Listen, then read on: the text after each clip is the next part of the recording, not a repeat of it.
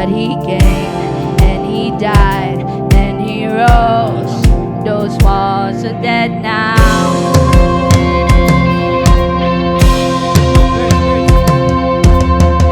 And remember those giants we call death and grave. They were like giants that stood in our way, but he came and he died and he rose, and those giants are dead now.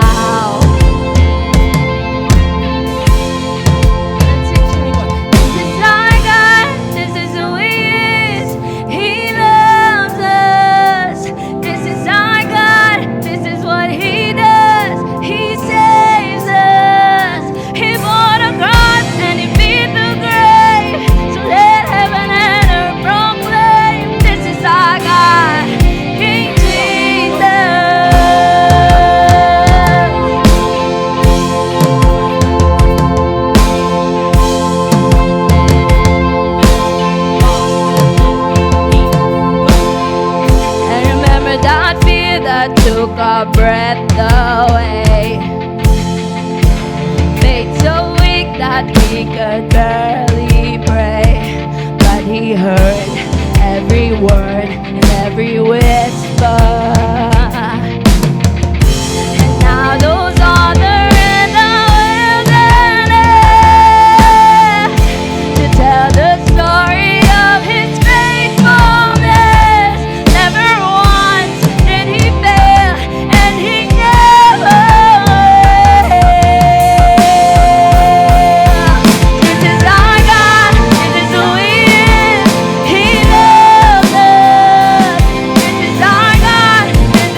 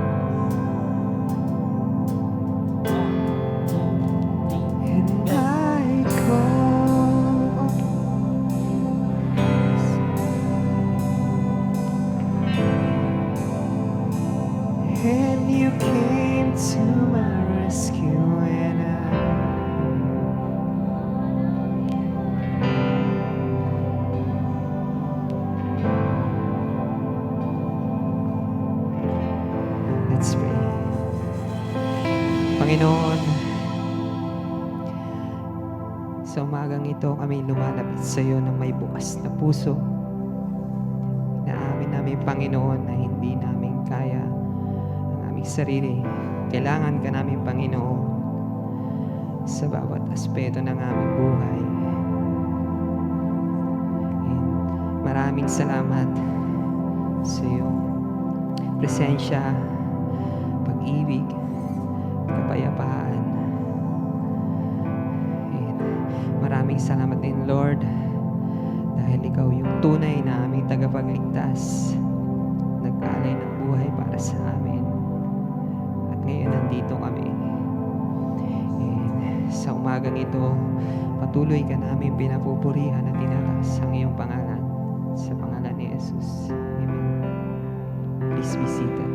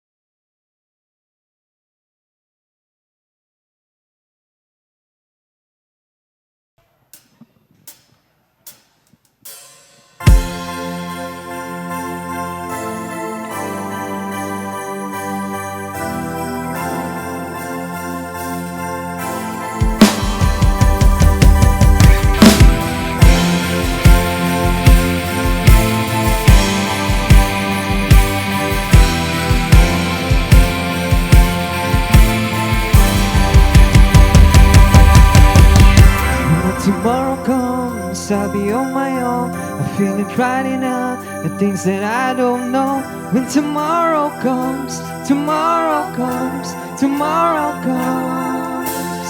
And though the road is long, I look up to the sky, and in the dark I found, and hope knows I won't cry. And I sing along, I sing along, I sing along. I got all I need when I got you and I look around me, see sweet light. I'm stuck in the dark, but you're my flashlight. You're getting me through the night. Can't stop my heart shining in my eyes. Getting light, it's a sweet light. I'm stuck in the dark, but you're my flashlight. You're getting me through the night. 'Cause you're my flashlight.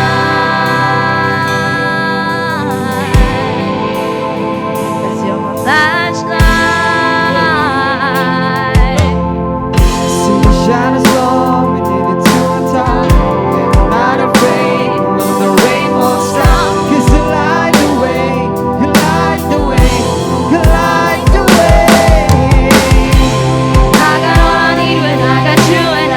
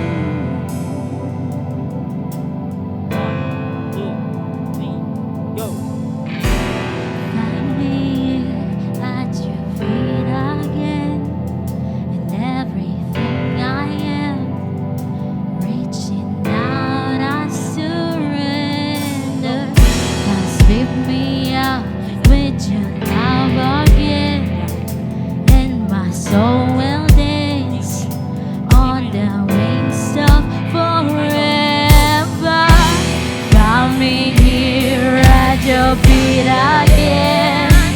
Everything I am, reaching out, I surrender. Sweep me out with your love again, and my soul will dance on the wings of forever. My heart beating, my soul breathing. I found the light when the lady down. I'm falling, spirits soaring. I touch the sky when my knees hit the ground. I got all I need when I got you and I look around me, see sweet light, star in the dark, but you're my flashlight. Getting me down. Takes down my heart, it's shining in my eyes. Getting light, it's a sweet light, star in the dark, but you're my flashlight. Getting me through the night. 'Cause you're my flashlight, you're my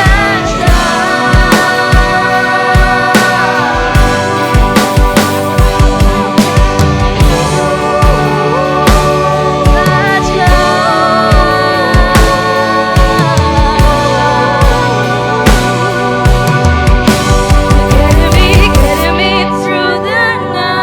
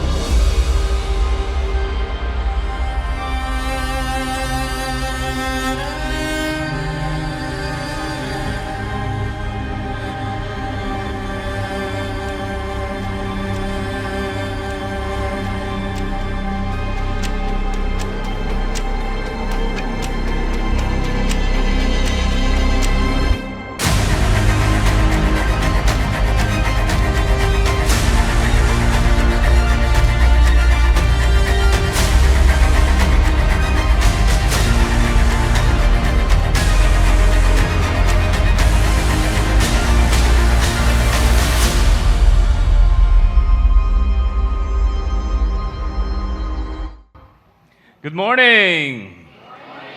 Yan, masarap. Maganda pag malakas yung yung good morning. Can we do that one more time? Good morning! Good morning! Welcome po sa Life Point Church. We're so happy that you are here. Ngayon pong araw po na to, we are starting a brand new series. And ito pong series na to be honest with you, this has me really thinking about what I am now and what I am becoming. So alam ko po na ito ay magiging maganda para sa ating lahat. Pero bago po tayo mag-start, may I ask you to turn to the people around you. Yung nasa may harap mo, nasa likod mo, sa kanan, sa kaliwa. Just give them your best good morning smile. Say hi, hello. Throw in a high five, handshake. Pwede at least wave. Wave kayo sa kanila with a smile. Perfect. All right. We are going to be talking about legends and what makes them legends. Now, when I say legends, I'm not talking about, yung Tarzan, mga ganyan, or sa Pilipino, yung mga medyo nakatatanda, mga Leon Guerrero, hindi ganon ang pinag-uusapan natin. Doon sa mga medyo bata pa, yung mga up-to-date, I'm not talking about tanggol ng Batang Quiapo. Hindi po yun ang pinag-uusapan natin. We're not talking about fictional legends. I am talking about true people who made it to legend status. People like Mahatma Gandhi, yung mga ganyan. Yung Andres Bonifacio, Mother Teresa, Julius Caesar, Steve Jobs. These people have made it to legend status. Marami sila. Pero compared to the population of the earth, talagang konting-konti lang sila who made it to that level. Now, there are people who may already be gone from this earth, from this world, pero yung pangalan po nila is still echo among us today. Laman pa rin sila ng kwento at palagi pa rin silang nababanggit na pag-uusapan o nauugnay kapag importante yung mga usapin na ng panahon natin. So, nababanggit pa rin yung mga pangalan nila. And I'm wondering, what made them legends? Bakit ganon? Some people are ordinary, pero there are some people who made it to legend status. Bakit kaya? Do they have supernatural powers? Do they have extraordinary strength? Is it because they are rich or wealthy? Or is it because they hold a high position in government or in business? Sa totoo lang, to some degree, some of them have those things. Pero, I don't think it is the main reason kung bakit sila legends. For sure, there was more to it than physical strength, physical characteristics, more to it than wealth and possession. When we study legends and why they became legends, it almost always points to their choices, their decisions. At one point in their life, meron silang isang major decision na ginawa nila, and that brought them to legend level. They made choices that not only impacted their life, but impacted other people, maraming mga tao. They stood their ground, kahit pa yung mga tao na nasa paligid sa kanila disagreed with them. People who are considered legends, listen to this, they have conviction. Conviction is what sets them apart from ordinary people. Sa Tagalog, ang conviction ay paninindigan. Meron silang paninindigan. Conviction is a strong combination of many things. It's a combination of beliefs, values, love. Ito yung binubuo ng matibay na paniniwala. Matibay na pagpapahalaga, mataas na pagpapahalaga at pagmamahal. Conviction informs our conscience. In fact, sometimes kapag sinabing konsensya, it actually points to our conviction. It affects our decisions. And people who make it to legend status, they have strong conviction. Meron silang matibay na paninindigan. They know kung ano yung kanilang pinaniniwalaan. They know what is important to them. They know what they love. And they will stand on their ground. Even when everyone around them is against them. It is their choices that made them legends. There is a particular story that is recorded in the Old Testament that features a true legend, a true-to-life legend. His name is Daniel. Hindi po ito yung Daniel ng Elton John na kanta, ha? Hindi yung Daniel is trapped, hindi siya yon. Pero if that song helps you remember Daniel, that's fine. Okay lang din. This is the Daniel, I don't know if you heard about this Daniel, but this is the Daniel who was fed to the lions.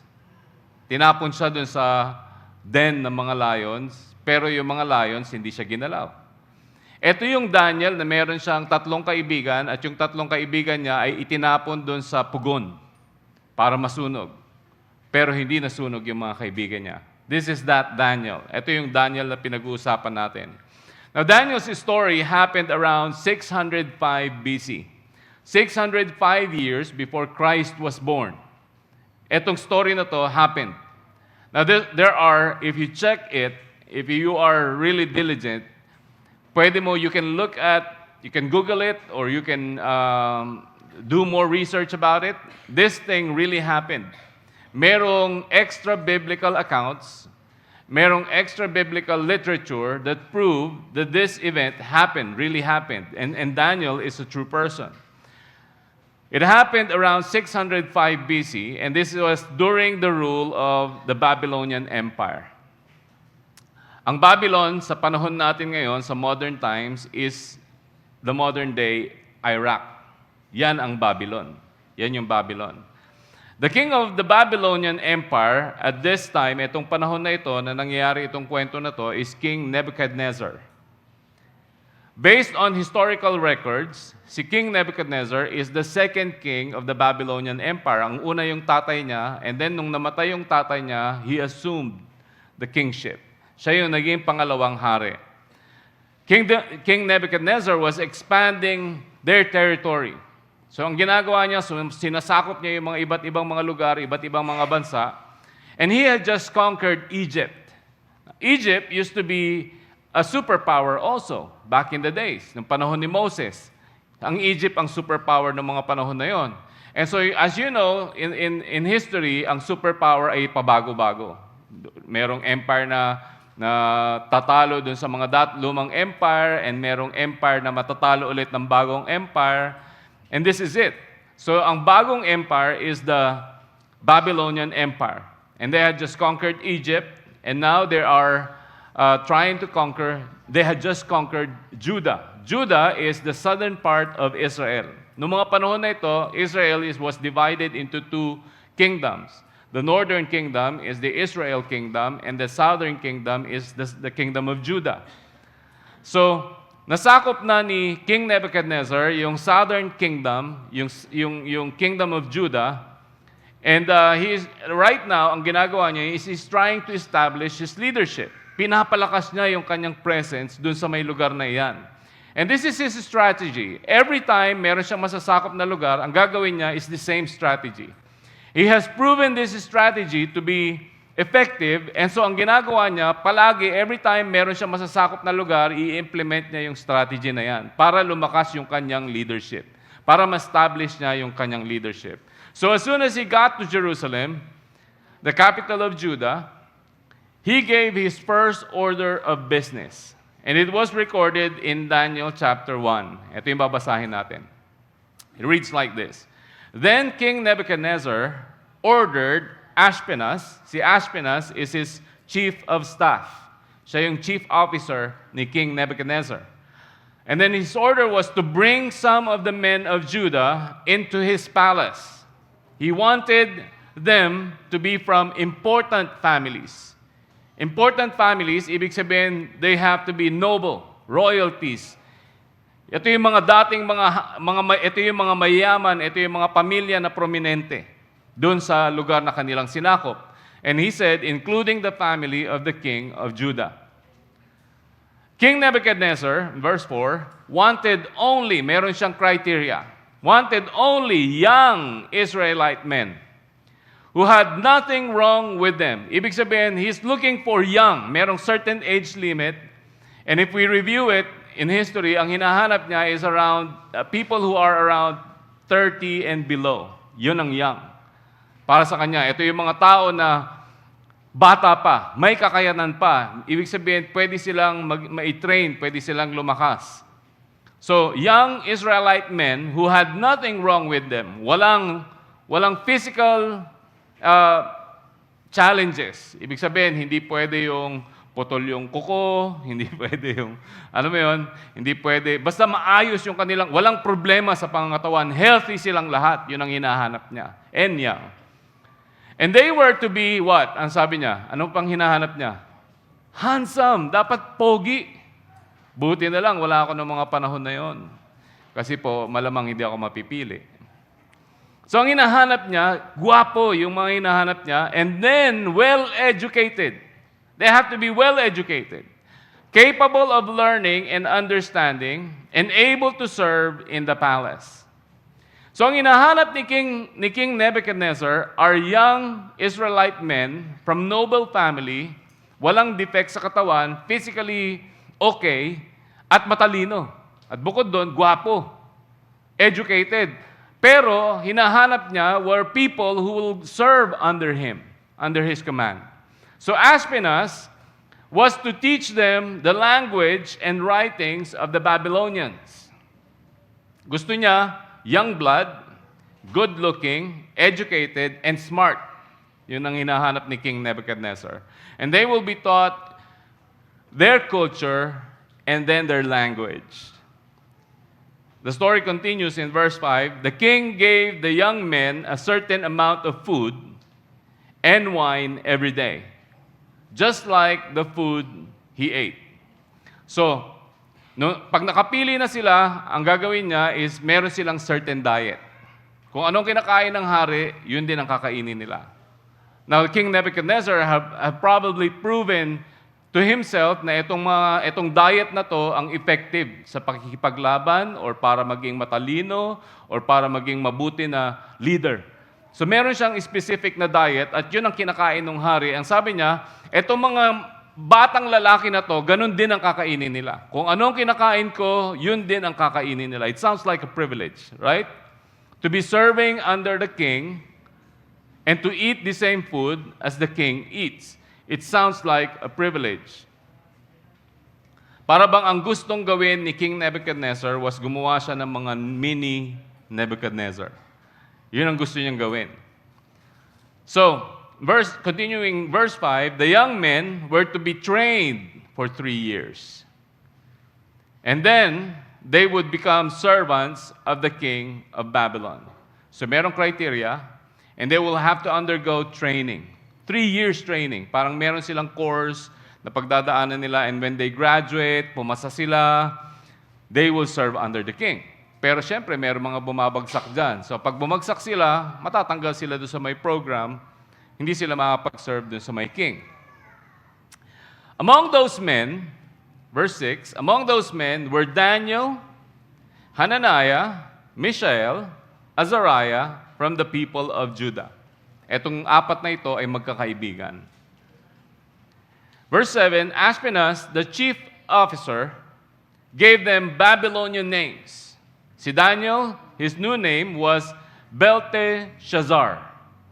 Parang medyo tongue twister, no? Bakit hindi na lang Daniel? Belteshazzar. Can you say that? Belteshazzar. Parang magic, no? Belteshazzar! Parang ganun. Si Hananiah was Shadrach. Si Mishael was Meshach. And Azariah was Abednego. Now, the famous story was yung tatlong lalaki, si Shadrach, Meshach, and Abednego. Sila yung tinapon sa apoy. Now, changing their names was significant sa strategy ni King Nebuchadnezzar. Kasi kapag pinalitan niya ng pangalan yung mga tao, ang ibig niya sabihin is like claiming ownership. Hindi ba parang ikaw, pag kunyari binigyan ka ng aso, kahit na meron ng pangalan yung aso, kapag hindi mo type yung pangalan, papalitan mo, di ba? That signifies ownership. Halimbawa, pangalan ng aso ay Bruno, papalitan mo siya ng, anong magandang pangalan? Lucky. Ganun. So, mas cute yung pangalan. That signifies ownership. You own that because ikaw ang nagbigay ng pangalan sa kanya. So that was what Nebuchadnezzar was trying to do. He's claiming them as his properties. They are given new names, and then they will be part of a new culture, and they will learn a new language. Now, parang ang lahat ng iyan ay okay naman. Walang reklamo si Daniel, yung mga kaibigan niya, okay naman sila dyan. You know, mag-aaral sila ng mga bagong aralin, mag-undergo sila ng 3-year course, pinalitan yung pangalan nila, they will serve under the king. That seems like okay to them. Until merong isang bagay na hindi naging okay kay Daniel. Si Daniel has conviction about something. Meron siyang matibay na paninindigan about something. And one thing goes against his conviction. One thing disagrees with his strong belief, with his strong value system, with his strong love. So merong isang bagay that does not agree sa paninindigan ni Daniel. And that is in verse 8. Listen to this. Daniel decided. He decided because meron siyang conviction, meron siyang matinding paninindigan, meron siyang malakas na paninindigan, and this is his conviction. Sabi niya, Daniel decided not to eat the king's food or drink his wine because that would make him unclean. Now, we don't know exactly kung bakit ganon ang thinking ni Daniel, kung bakit siya magiging unclean doon sa pagkain ng hari. When you think about it, parang privilege nga di ba? Ikaw magsiserve ka, so that means you are a servant. Servant yung level mo, although mataas yung criteria na hinahanap ng hari, but you're still a servant under the king. Pero servant ka, ang kakainin mo ay kaparehas ng pagkain ng hari. Usually, sa mga mayayaman, napapanood natin ito sa TV, sa mga mayayaman, sa mga royalties, iba yung pagkain ng may-ari doon sa mga servants. Tama? Pag yung may-ari ang kinakain niya ay chicken, ang kakainin ng mga servants, gulay. Ganon, di ba? So parang magkaiba yung pagkain palagi. But this time around, the king wants them, although they are servants, to eat the same food as he eats. Pero dahil strong yung conviction ni Daniel, ang sabi niya, no, I'm not gonna eat the king's food. I'm not gonna drink the king's wine because it will make me unclean. There is no clear mention as to why Daniel thinks that way, pero meron mga ideas. Meron mga hinuha yung mga tao. Ang iba iniisip nila na baka yung klase ng hayop na kinakain nung hari does not agree with the culture of Daniel. Pwedeng hindi yung hayop na kinakain ng hari ay hindi yun katanggap-tanggap sa culture nila Daniel. And so sabi, meron siyang strong conviction, hindi ko pwedeng kainin yan. Or yung iba naman, ang thinking nila, ang iniisip nila, ang idea is that baka dahil yung mga Babylonians, they worship many gods, yung pagkain na kinakain ng hari ay ino-offer or pinagdadasal doon sa mga gods nila, sa mga Diyos-Diyosan nila, and Daniel does not agree with that. His conviction does not agree with that. Now, very strong yung conviction ni Daniel. Hindi niya kakainin yung pagkain ng hari, hindi niya iinumin yung wine ng hari, no matter how special that is, no matter how expensive they are, it's not good for him. Base sa conviction niya, base sa kanyang paninindigan, hindi okay sa kanya yung pagkain ng hari. There are many reasons, we don't exactly know. Pero ang alam natin, matibay yung kanyang paninindigan. Because imagine this, your country has just been conquered. Ibig sabihin, yung hari na sumakop ng bansa ninyo ay mas magaling kesa doon sa hari ninyo. Meron ng bagong ruler. At itong ruler na to, meron siyang bagong rules. Meron siyang mga bagong pamantayan. At isa doon sa pamantayan niya, para sa iyo, halimbawa, sabihin niya, kakainin mo yung pagkain na ibibigay ko sa iyo.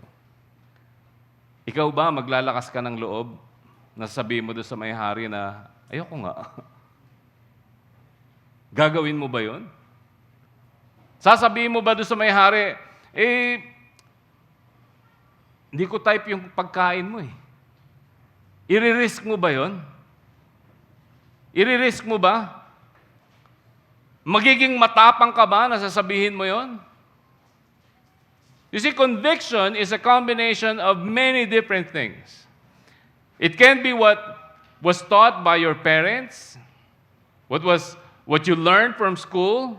This could be what you learned from the people that you trust. This could be, part of this could be the things that you learned from experience or from the experience of others. It could be your own discovery. So yung conviction mo ay combination ng lahat ng iyan, simula nung pagkabata mo pa hanggang sa panahon ngayon, that's your conviction. And Daniel has a strong conviction. Conviction is a combination of decisions that determine the next decision. Ang conviction ang tumutulong sa'yo na mag-decide ka na para doon sa mga susunod mo pa na desisyon. Conviction is a combination of the things that you have decided to believe that informs your next decisions. Sometimes conviction is referred to as your conscience. It whispers to you. It's that small, quiet voice. Every time gagawa ka ng decision, whether it's big or small, there is something that speaks to you in your ears, in your mind, in your heart, that helps you make that decision. That is conviction. So si Daniel, listening to his conviction, decides to do the next thing. Ito yung ginawa ni Daniel. Decided na siya, hindi niya kakainin yung pagkain ng hari. And so his next decision is this. Daniel 1 verse 8. So he asked Ashpenaz for permission not to make himself unclean this way. He went to the second most powerful person next to the king. And then ang sabi niya, pwede po ba? Okay na sa akin, palitan niyo yung pangalan ko. Okay sa akin, magiging servant ako ng hari. Okay sa akin, turuan niyo ako ng bagong language. Okay sa akin, i-adapt ko yung culture ninyo. Pero pwede po ba? Pwede niyo po ba akong payagan na suwayin ko yung utos ng hari? Ito lang, itong isang utos lang na ito, hindi ko kakainin yung pagkain niya at hindi ko iinumin yung iniinom niya. That is very dangerous. That's very dangerous. Imagine yourself in the position of Daniel. Gagawin mo ba yun? Will you do that? Super dangerous. He's asking the chief officer of the most dangerous person, the most dangerous king, to give him permission to disregard the order of the king. Very dangerous. What do you think will happen? What do you think will happen? Doon sa sitwasyon na yan. For sure, ang sigurado is that Daniel will get in trouble. Kasi ang utos ng hari ay hindi nababali. Hindi mo pwedeng suwayin ang utos ng hari. So he will get in trouble. Ang pinakamahina, ang pinakakonting mangyayari sa kanya, ang pinaka-light na mangyayari sa kanya is makukulong siya. But the worst thing that can happen to him is he will die right there on the spot for defying the order of the king. But this is what strong conviction does. It makes you stand your ground even when it is dangerous. Pag matibay ang paninindigan mo, you will stand your ground even if it's dangerous. Even if it means that people will disagree with you. Even if it means that you will lose some friends. Even if it means that there will be arguments.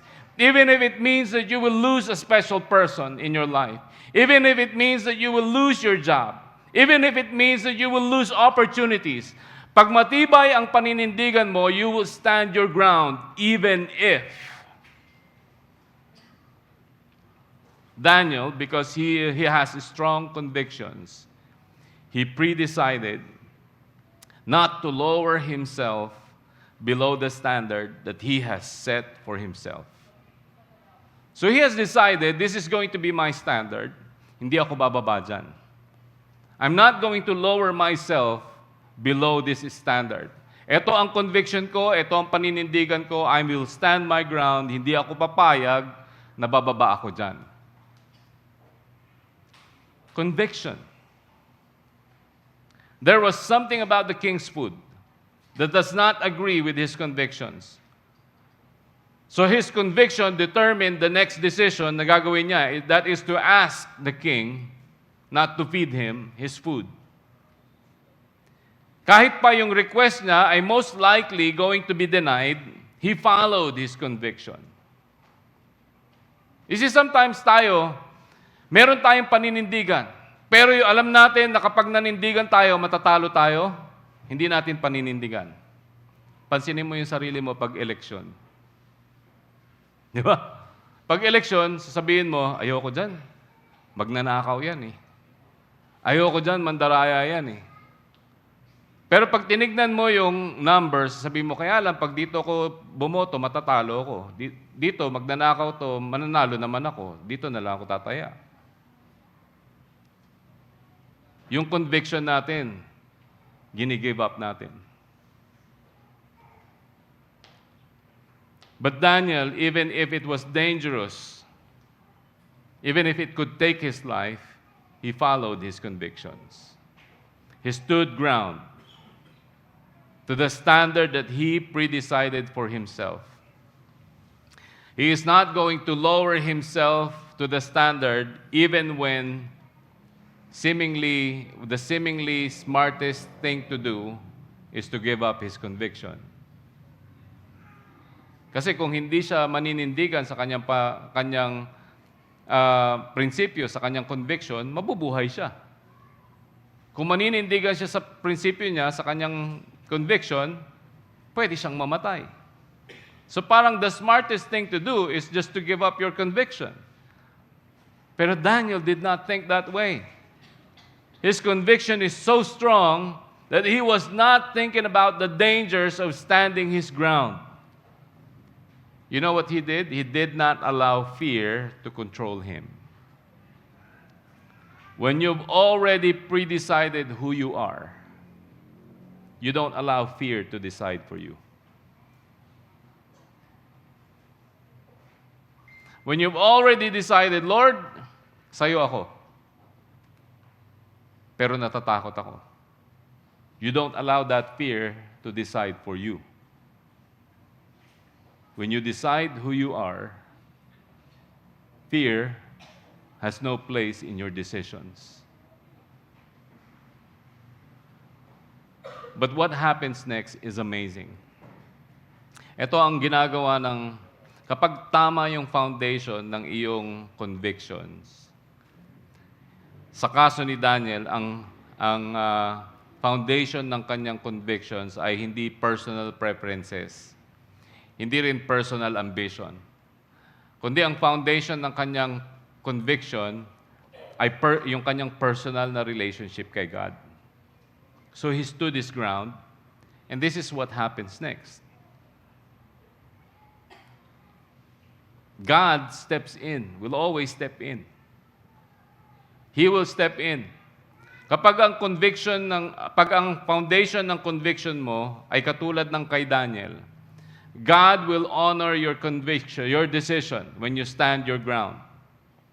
God will step in between you and the logical danger that may be caused by your conviction. Tingnan mo yung nangyari kay Daniel. 1 verse 9. God made Ashpenaz, the chief officer, to want to be kind and merciful to Daniel. Isipin mo yun. Nai-imagine mo ba yung sitwasyon? The situation is so tense. Parang, parang suspense yung sitwasyon. Nagtanong si Daniel, nagsabi siya, hindi ko po kakainin yung pagkain ng hari. Can you imagine, halimbawa kung ako yung direktor, dapat merong silence bago sumagot si Ashpenaz.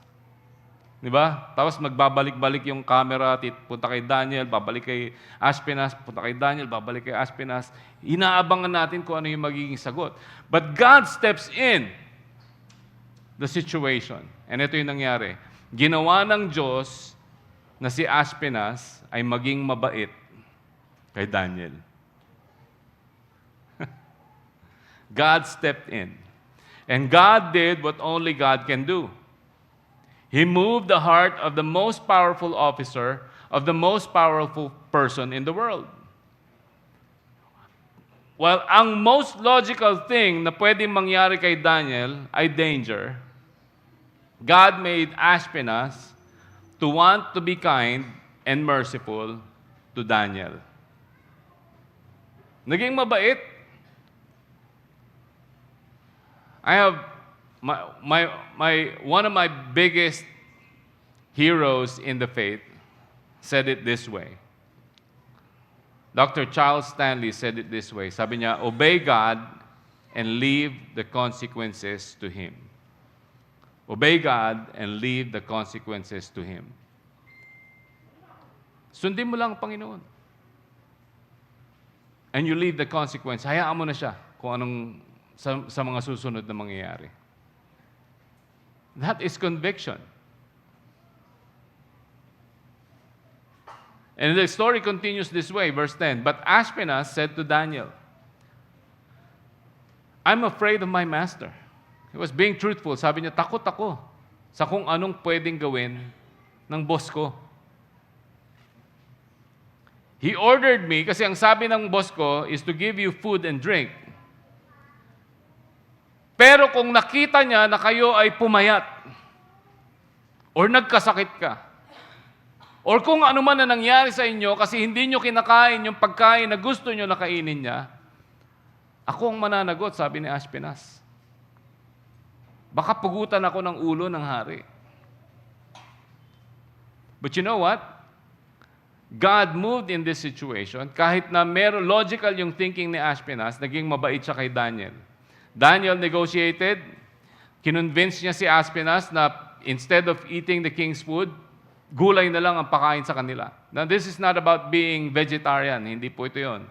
Some people quote this as proof na dapat tayong lahat daw ay vegetarian. That's not true. Ang inoffer lang ni Daniel is, gulay na lang kakainin namin. Mga talbos-talbos dyan, mga kung ano-anong mga dahon-dahon dyan. Basta gulay na lang, pakain mo sa amin. Okay lang sa amin na hindi namin kakainin yung pagkain ng hari. And then, try it for 10 days. 10 araw lang, trial natin, i-try natin 10 days. At kung after 10 days, nakita mo na pumayat kami, nagkasakit kami, hindi naging okay yung katawan namin, ikaw na mismo mag-decide. Tanggalin mo kami sa program, parusahan mo kami, hindi na kailangan makarating pa sa hari. At kung malaman ng hari, kami ang mananagot, hindi ka namin ituturo, hindi ka namin idadamay. Pumayag si Ashpenaz without the knowledge of the king. And here's what happened next. Verse 15. After 10 days, they looked healthier and better fed than all the young men who ate the king's food. Kumpara sa lahat ng mga ibang kabataan, silang 5, mas mukha pa silang healthy.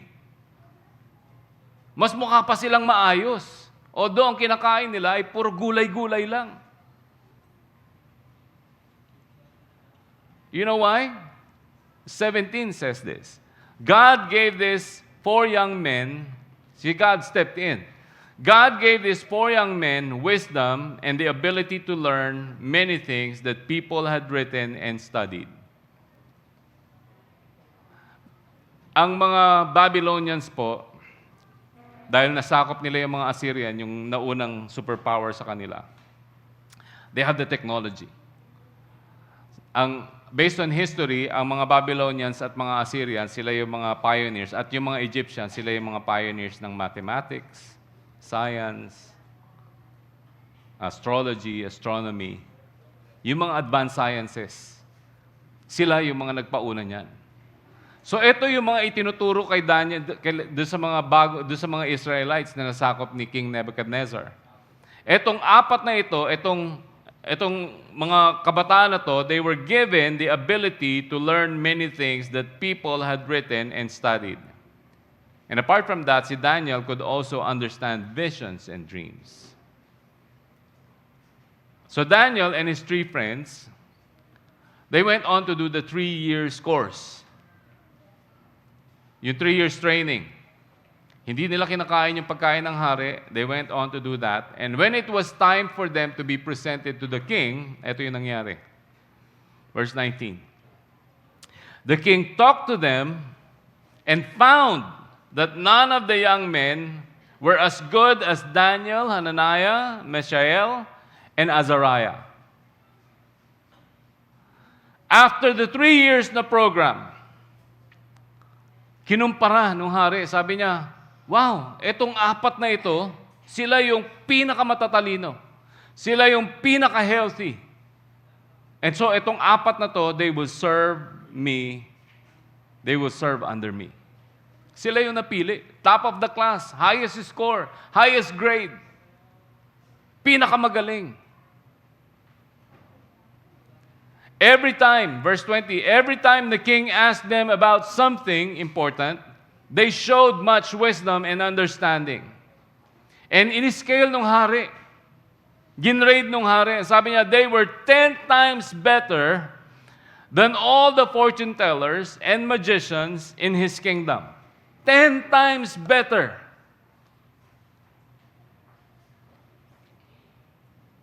They came out top of their class, the best of the best, 10 times better than everyone else. And so eventually, Daniel became the most trusted advisor to the king Nebuchadnezzar. And he served him for 43 years. Nag-serve siya as the right-hand man of the king Nebuchadnezzar, the mighty emperor, King Nebuchadnezzar, until the king died. Napalitan yung hari, si Daniel pa rin yung kinuha nila na mag-serve next to the king. Namatay ulit yung sumunod na hari, si Daniel pa rin yung nag-serve. And until masakop sila ng susunod na superpower, the Persian Empire, nag-serve pa rin si Daniel dun sa hari, bagong hari sa Persian Empire. He continued to serve for 70 years. 70 years. Ang tagal niya nag-serve, no? 70 years. He was believed to die at the age of 85 to 90 as the most trusted advisor to the king.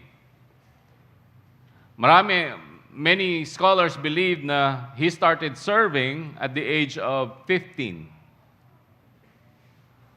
So ibig sabihin, if that happened, mga 13 years old or 12 years old pa lang si Daniel nung na-draft siya. And then nag-undergo siya ng 3 years na training. So he would have been 15 when he started serving the king.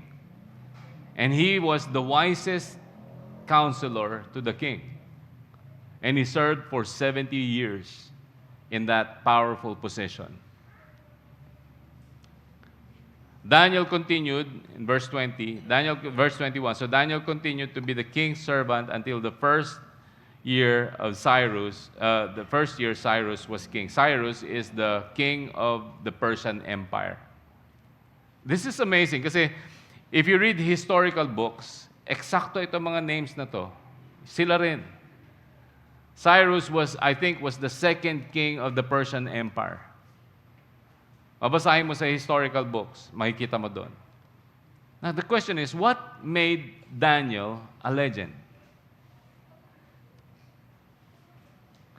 It was his conviction. Hindi yung talino niya, hindi yung galing niya, but it was his conviction. Daniel's rise to power was not a one-time, big-time jackpot. It was a slow build-up. Daniel's greatness came from a lifetime of small, consistent choices leading to the same direction. Small, consistent choices. Choices after choices after choices that led to the same direction. Small choices. His conviction informed his decisions. Every small decision until it led up to that eventual moment, that legendary moment when he stood his ground and asked the most dangerous question of his life. He pre-decided. See, pre-decided standards that determine decisions in small moments will shape who you are in the big moments.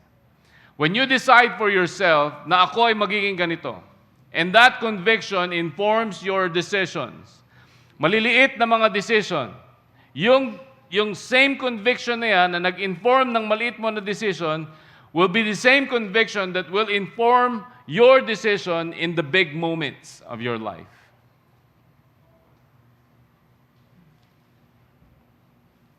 Daniel made himself a legend because of his conviction. Tanong, ito. Tayong lahat. Do we have what legends had that make them legends? Tayo ba? Do we have what Daniel had that made him a legend? Do we have that? What pre-decided standards do you have para sa sarili mo? Meron ka bang ganon? Pre-decided standards? Or do you just go with the flow?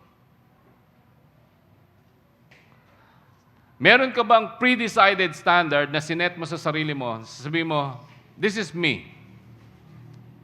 Pwedeng sabihin mo, I am a Christian. I'm a follower of Jesus Christ. That's my standard.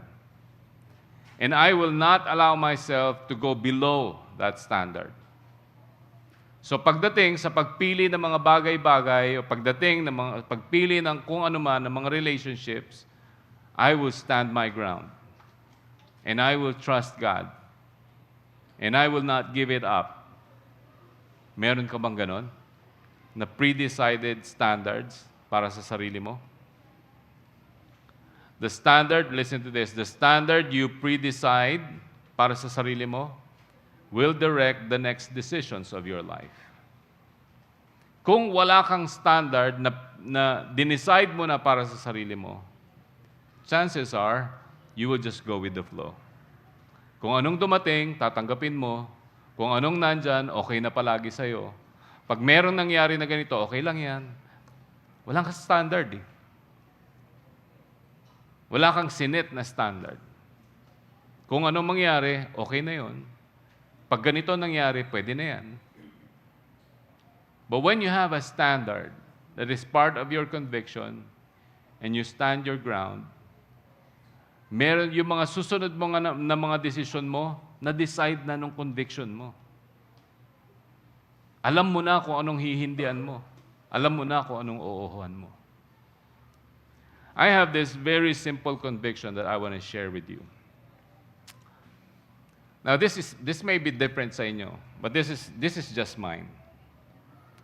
Ako po, I believe that apart from being a follower of Jesus Christ, naniniwala po ako, and I've determined this a long time, maybe this is not yours too, but ako po, dahil ako po ay follower ni Jesus Christ, I have pre-decided that my weekends are going to be dedicated to the church. That's just me, okay?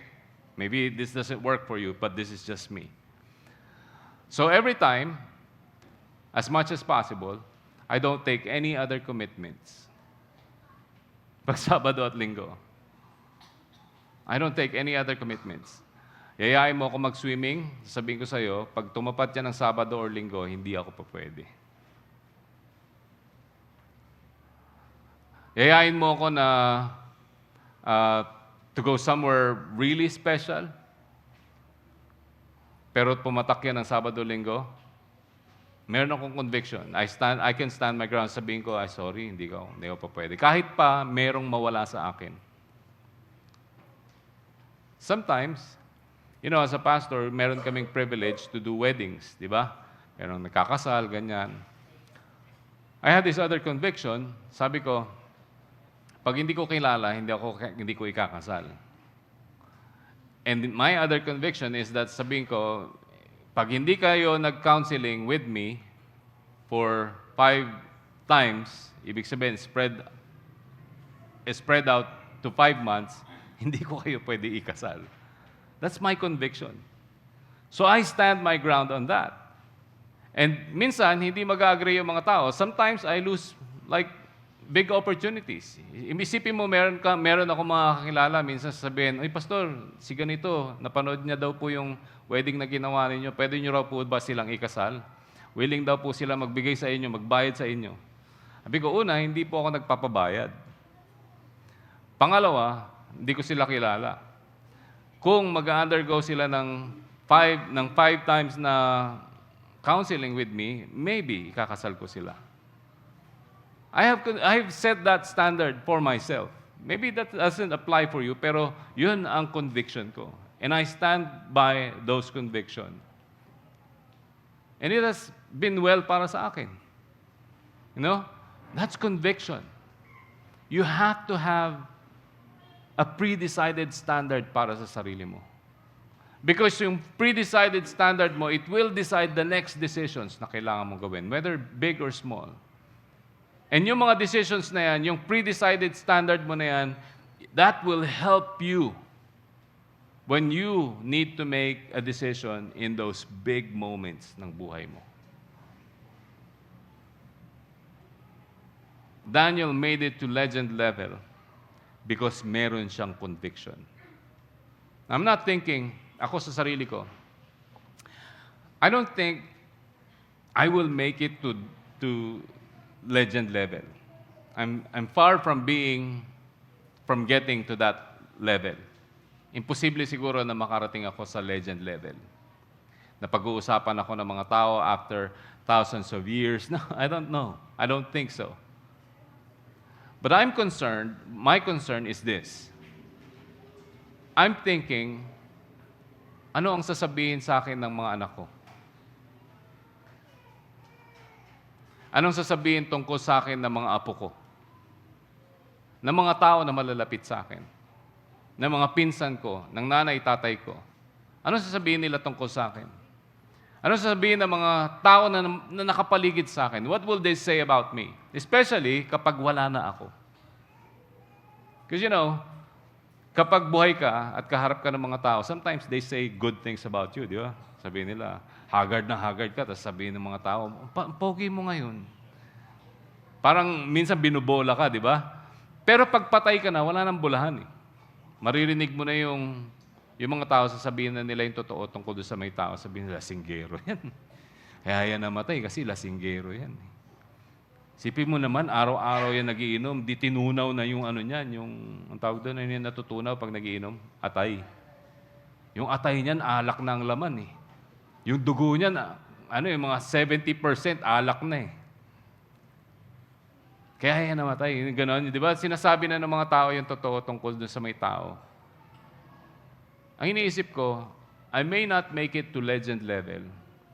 Pero ano kaya sasabihin ng mga tao na nakapaligid sa akin about me? That's why it's so important na meron tayong conviction. Iniisip ko, sana naman hindi sabihin ng mga anak ko pag namatay ako na si daddy kasi utu-utu yan eh. Kung ano lang nangyari, kung anong sabihin ng mga kaibigan niya, yun ang gagawin niya. Si daddy kasi ano yan eh, walang paninindigan. Can you imagine that? I cannot imagine myself. Siguro pag namatay ako, tapos ganun yung mga sinasabi ng mga tao, although imposible naman mangyari, baka umiiyak ako. Sayang ang buhay. Sayang ang buhay. So what's yours? What's yours? Will you join me in prayer? Heavenly Father, thank you so much, Panginoon, for your word. Thank you, Lord, sa story ni Daniel, although it happened hundreds, thousands of years before. God, you willed it na mabasa namin, Panginoon, itong story ni Daniel and still serve as inspiration para sa amin. Thank you, Father. Thank you, Lord, for the lesson of conviction.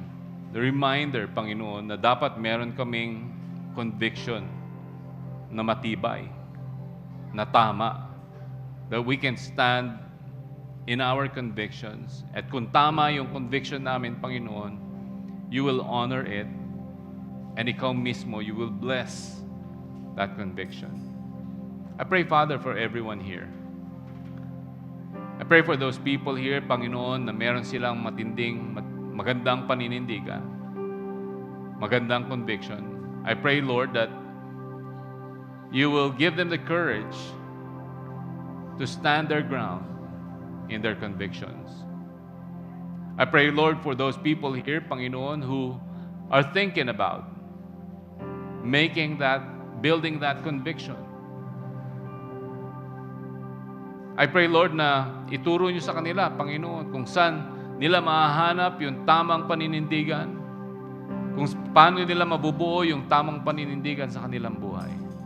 That when time comes, Panginoon, na kailangan nilang gumawa ng desisyon, whether that's a small or a big decision, they can count on their conviction.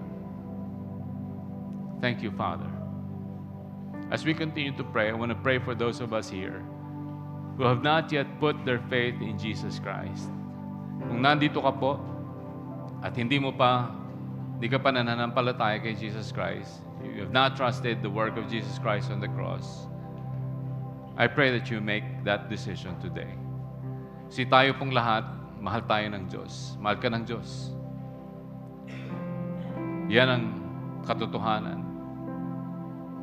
Pero meron tayo, this is what's common sa lahat ng sa atin, meron tayong problema sa kasalanan. Sin has separated us from our Heavenly Father, our Creator. Si God has a good plan para sa atin, a wonderful plan sa atin, but because of sin, at pinutol niya ng ating relationship sa Panginoon, mahirap na ma-experience ang magandang plano ng Diyos para sa atin. Pero mahal tayo ng Panginoon. At para mabuo yung relationship na yan, God decided to sacrifice His one and only Son. Jesus died on the cross to pay for your sin so that our dilemma, yung problema natin, ng separation natin sa Panginoon, ay masolusyonan. The death of Christ on the cross, His blood being shed on the cross, has served as payment for all our sins. At kung tayo ay mananampalataya kay Kristo, ang sabi ng Panginoon, patatawarin niya tayo at bibigyan niya tayo ng buhay na walang hanggan. Ibig sabihin nun, muling mabubuo ang nasirang relationship natin sa Panginoon. Not because of religion, not because of your works, not because of your good works, but because of what Jesus has done on the cross. Consider making that decision today. Put your trust in Jesus Christ. Kung nais mong gawin yung desisyon na yan, you can join me. Follow me in this simple prayer. Sabi mo, Lord, I am a sinner.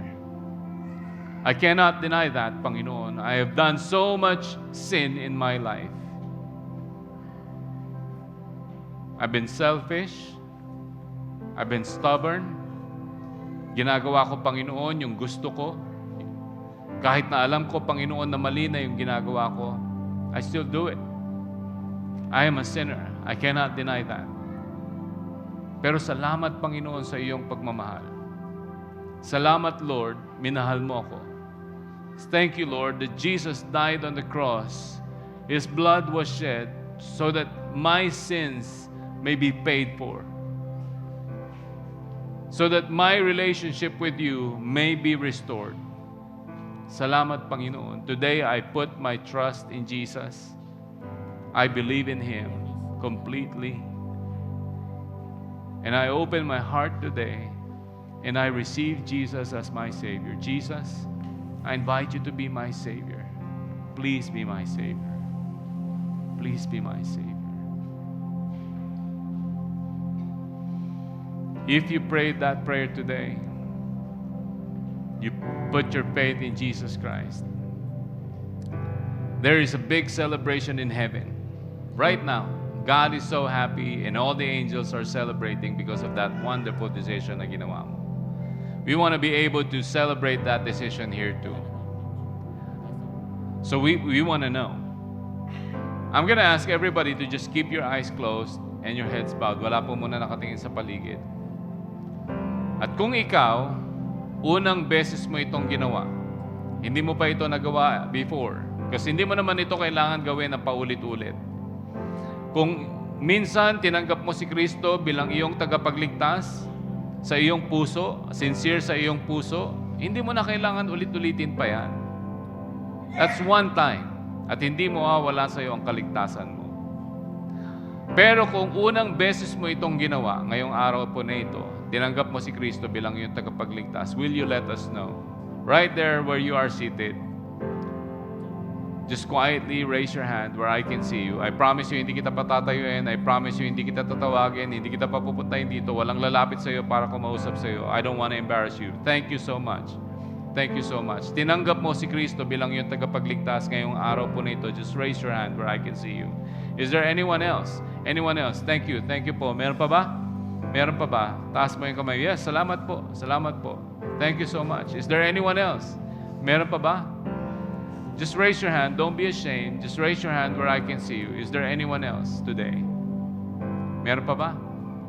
Awesome. Pwede mo na pong ibaba yung kamay mo. Church, can I invite you all to stand up? And we will sing our final song today. As we sing this song, I encourage you to make this your worship to the Lord. Sing it from your heart. Awitin mo na nanggagaling sa iyong puso at awitin mo para sa Panginoon. Thinking about what He has done for your life and what He has done for you this week. So, purihin mo ang Panginoon with that. But before we start singing, I want to invite you to join me in celebration because there are 2 people here today that accepted Jesus Christ as their Savior. We want to celebrate that. Thank you, Lord. Mas malakas na palakpakan. Thank you, God. Yan ang celebration. Thank you, Father. Thank you, Lord. Let's worship God together.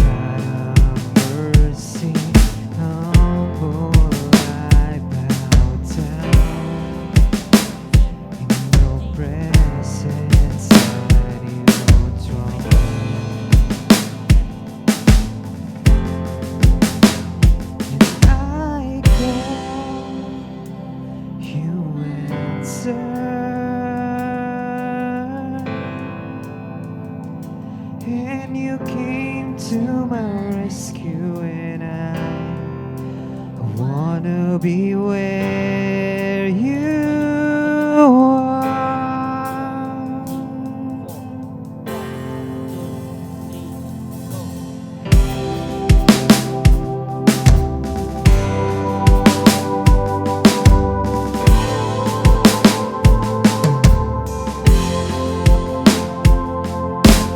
My whole life I place in your hands. God of mercy, humble I bow down in your presence at your throne.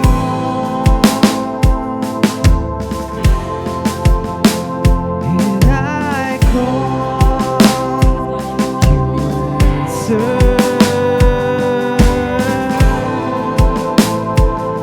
And you came to my rescue, and I wanna be where you are.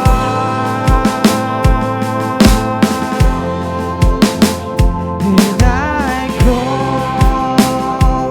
you answer.